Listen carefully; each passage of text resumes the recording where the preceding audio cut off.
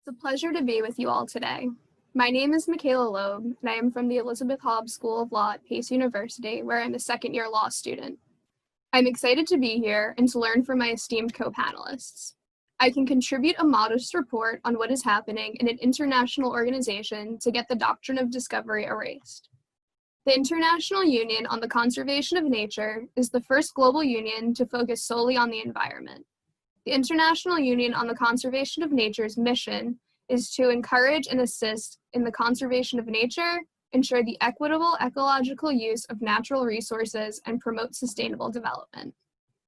The International Union on the Conservation of Nature is composed of 85 sovereign nations who are members of the United Nations, non-governmental organizations, ministries, and Indigenous peoples organizations who were admitted with full membership in 2016. The International Union on the Conservation of Nature endorsed the United Nations Declaration on the Rights of Indigenous Peoples and is a participant in the United Nations Permanent Forum on Indigenous Issues, but is yet to renounce the doctrine of discovery. Every 4 years, the International Union on the Conservation of Nature holds the World Conservation Congress, in which members submit motions to be voted on for adoption. The World Conservation Congress was originally to be held in June, but due to the COVID-19 pandemic, has been moved to January. At this meeting in January, the members will vote on a motion to renounce the doctrine of discovery. The motion was submitted by members, the Global Center for Environmental Legal Studies, and the International Council of Environmental Law. This is the first time the Members' Assembly is being asked to vote yes or no on a motion to renounce the doctrine of discovery. In 2008, when the World Conservation Congress met in Barcelona, IUCN leadership refused to let a motion of this sort even be put up for debate. Though the motion was allowed to be put up for debate this time, the committee who oversees motions changed our motion, which drastically watered down the language. We are now fighting to have our original language put back in. However, even with the watered down motion, the State Department is still fighting us, as they redlined nearly the entire motion with its original language, including the clause on renouncing the doctrine, which is the main point of the motion. This summer, as a summer research associate for the International Council of Environmental Law, I have been preparing a brief memorandum to accompany the motion, which will serve as the backdrop for negotiations at the Congress. I hope to use these seminar sessions to strengthen the arguments in my memorandum, which will aid in getting support for the motion adopted to get the doctrine renounced. Motion number 48 was submitted with the title, Rediscovering Care for Mother Earth for Renouncing the Doctrine of Discovery. In preparing the motion to be submitted to the members, the name was changed to Rediscovering the Care for Mother Earth from the Vision of Indigenous People without consultation or approval of sponsors. We are grateful for the full participation of Indigenous peoples organizations in the International Union on the Conservation of Nature. Through our motion, we are seeking to advance IUCN's 2008 endorsement of the United Nations Declaration on the Rights of Indigenous People and IUCN's continued participation in the United Nations Permanent Forum on Indigenous Issues. Our motion is conscious of the many contributions made by Indigenous peoples in restoring and sustaining nature. We are troubled by the denial of human rights to Indigenous communities as they are fundamentally unjust and impede IUCN's goals, and we trace these denials to the papal bulls written in the 15th century, legitimizing the seizure and occupation of Indigenous peoples' lands.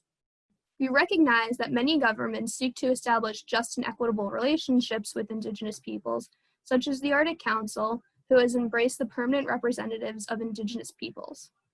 The doctrine of discovery is still formally recognized in many legal systems, and the papal bulls and decrees of the Church of England have not been annulled. Our motion acknowledges the need for truth and reconciliation to bring about social justice and peaceful relations. Our motion asks the International Union on the Conservation of Nature to renounce the doctrine of discovery in all its manifestations. We request the IUCN establish a Truth and Reconciliation Working Group, similar to the ones used in South Africa after apartheid, which will explore and explain the best practices for involving Indigenous peoples in the co-stewardship of protected areas, the conservation of nature, and sustainable practices. We urge all legal systems who still formally recognize the doctrine of discovery to repeal it from their laws and instead establish truth and reconciliation commissions, which will teach the history of the doctrine to facilitate the discovery of new pathways to justice. Our motion asks all religions who put forth proclamations legitimizing the doctrine to repeal and renounce them, and that the leaders of all nations promote new conservation methods where the experience and knowledge of Indigenous peoples is included. Our prime reasons for urging adoption of the motion is that the doctrine of discovery is unjust and inhumane.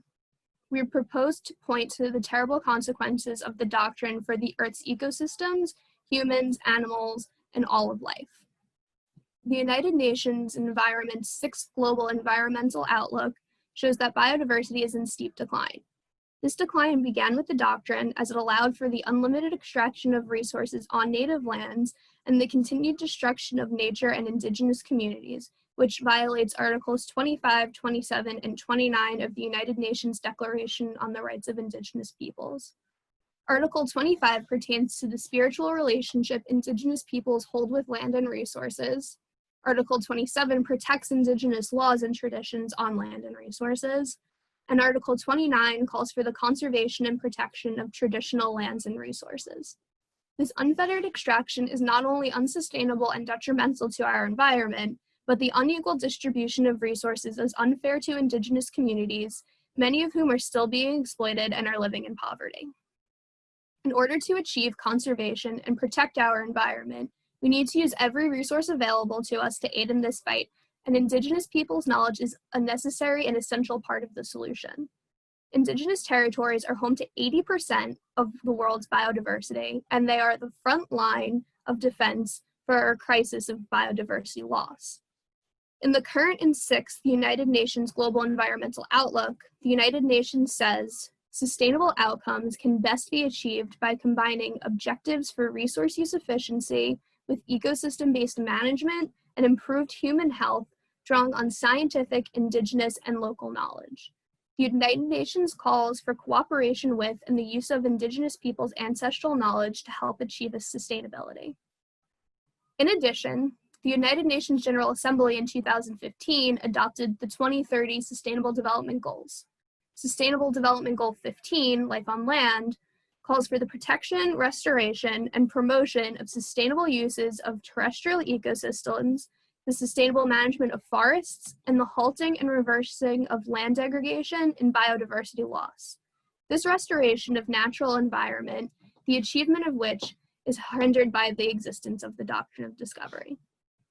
Finally, Sustainable Development Goal 16, Peace, Justice, and Strong Institutions, which calls for the promotion of peaceful and inclusive societies for sustainable development, is also hindered.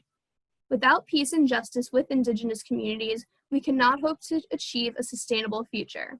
If everyone is to win the battle against climate change, we are going to need an all-hands-on-deck approach to nature conservation, which will require peace and justice with Indigenous peoples. Climate change is already disrupting all natural systems in the world. To not renounce the doctrine of discovery in light of this would be antithetical to IUCN's goals and to our best interest in survival.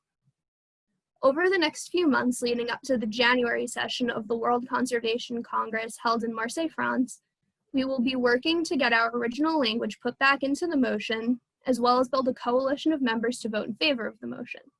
I would appreciate your suggestions on how to strengthen my arguments to gain support for the motion and get it adopted. Thank you for your time.